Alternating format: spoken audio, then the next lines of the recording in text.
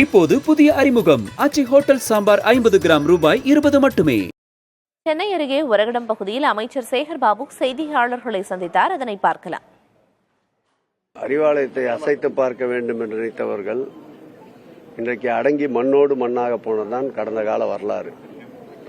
எப்பொழுதெல்லாம் திமுகவை அழிக்க வேண்டும் என்று புறப்படுகிறார்களோ, எப்பொழுதெல்லாம் திமுகவை அழிப்பேன் என்று கூறுகிறார்களோ, அவருடைய அழிவிற்கு தொடக்க புள்ளிதான் அது என்பது பொருள். திராவிட முன்னேற்ற கழகத்தை பொறுத்தளவில் இந்த இயக்கத்தில் உள்ள தொண்டன் முதல் இரண்டாம் கட்ட தலைவர் வரை உணர்வால் பின்னி பிணைந்தவர்கள். தமிழ்நாட்டிலே பிறந்து தமிழ்நாட்டிலே வளர்ந்து தமிழ்நாட்டு அரசியலை கரைத்து குடித்தவர்கள். அவரை போல் இறக்குமதி செய்யப்பட்டவர்கள் அல்ல இந்த இயக்கத்திலே இருக்கின்ற தொண்டர்கள். திராவிட முன்னேற்ற கழகத்தினுடைய ஆலயமாக கருதப்படுகின்ற அறிவாலயத்தில் தொட்டு கூட பார்க்க முடியாத அவர் எப்படி செங்கற்களை பிடுங்க முடியும்?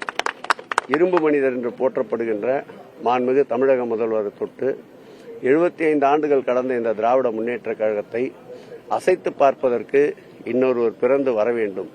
இவருடைய ஆணவ பேச்சிற்கு தமிழக மக்கள் 2026ஆம் ஆண்டு நடைபெறுகின்ற சட்டமன்ற தேர்தலில் மிருக பலத்தோடு திராவிட முன்னேற்ற கழகத்தை மீண்டும் ஆட்சியில் அமர வைப்பார். முதலில் 2026ஆம் ஆண்டு நடைபெறுகின்ற தேர்தலில் ஒரு சட்டமன்ற தேர்தலில் போட்டியிட்டு வெற்றி பெற்று சட்டமன்ற உறுப்பினராக தன்னை நிலைநிறுத்திக் கொள்வதற்குண்டான முயற்சிகளை அவர் மேற்கொள்ள வேண்டும்.